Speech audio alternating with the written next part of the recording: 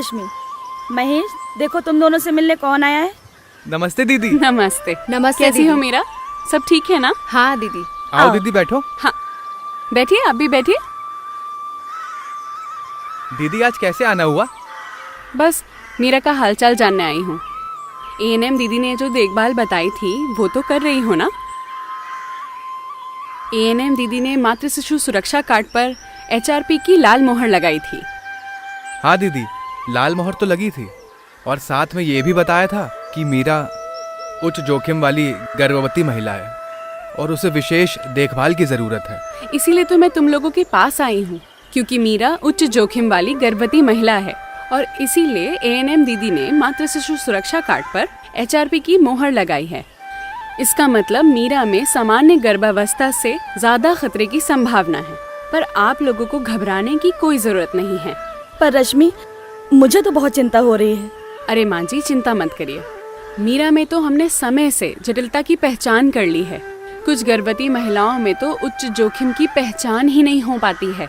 दीदी, कौन कौन सी महिलाएं उच्च जोखिम गर्भवती की श्रेणी में आती हैं? महेश, यदि गर्भावस्था में उच्च जोखिम की बात की जाए तो इन्हें 3 भागों में देखा जा सकता है। पहला, कि गर्भवती महिला को पहले से ही कोई बीमारी रही हो, जैसे हाई बीपी, दिल की बीमारी, गुर्दे संबंधी रोग, पीलिया, टीबी, मधुमेह आदि।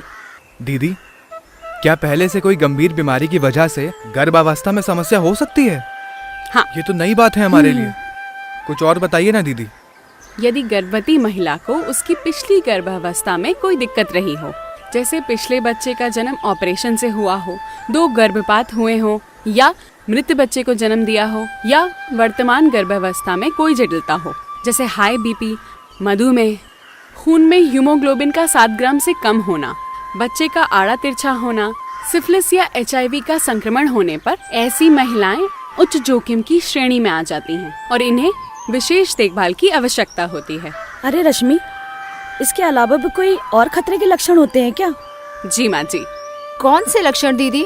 गर्भावस्था के दौरान अगर तेज बुखार आए, सांस लेने में तकलीफ हो, या पेशाब करते वक्त दर्द या जलन हो, या बीपी बढ़ने की समस्या हो, तो तुरंत सतर्कता के साथ पास के प्राथमिक या सामुदायिक स्वास्थ्य केंद्र, जो कि 24 घंटे खुले रहते हैं, उसमें जाकर चिकित्सक से जांच कराकर उचित उपचार लेने की आवश्यकता होती है।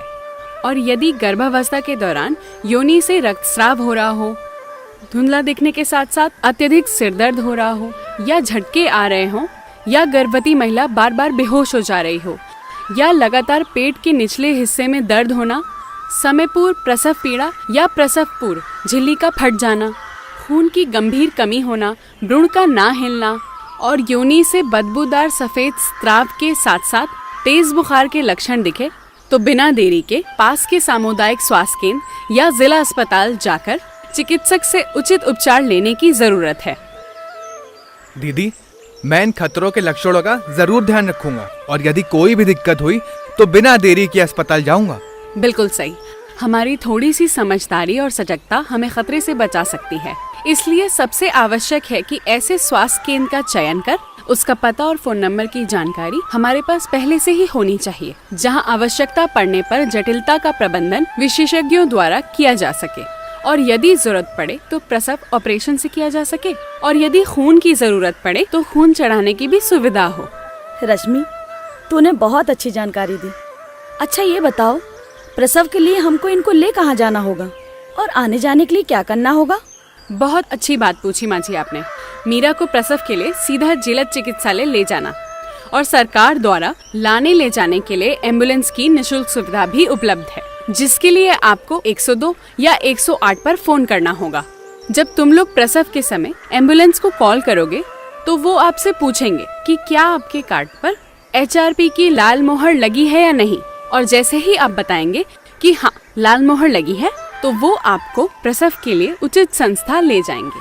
अच्छा दीदी, साथ में क्या अपने पास भी किसी उचित वाहन की व्यवस्था करके रखूं क्या? बिल्कुल, साथ में किसी वैकल्पिक वाहन की भी व्यवस्था रखनी चाहिए ताकि इमरजेंसी पड़े तो देरी ना हो। जी दीदी, अब हमें सब जानकारी हो गई है। अब हम सारी बातों का ख्याल रखेंगे। बिल्कुल। माँ जी, प्रसव के दौरान मीरा के साथ आप ही जाएंगी या किसी और को बुलाने का सोचा है? अरे मैं ही जाऊंगी। बहुत अच्छा लगा माँ जी ये जानकर।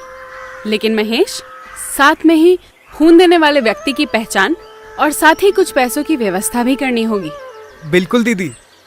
और हाँ मीरा, तुम हर महीने अपनी जांच जरूर कराती रहना। हमारी सतर्कता और जागरूकता ही हमें खतरे से बचाती है। बिल्कुल दीदी, आपकी दी हुई जानकारी के अनुसार मैं सब अच्छे से ध्यान रखूंगी। और मैं पहले से ही सारी व्यवस्थाएं करके रखूंगा। बहुत बढ़िया महेश। समझदारी और सतर्कता अपनाएं। समय पर खतरे के लक्षण की पहचान कर रेफरल आसान बनाएं।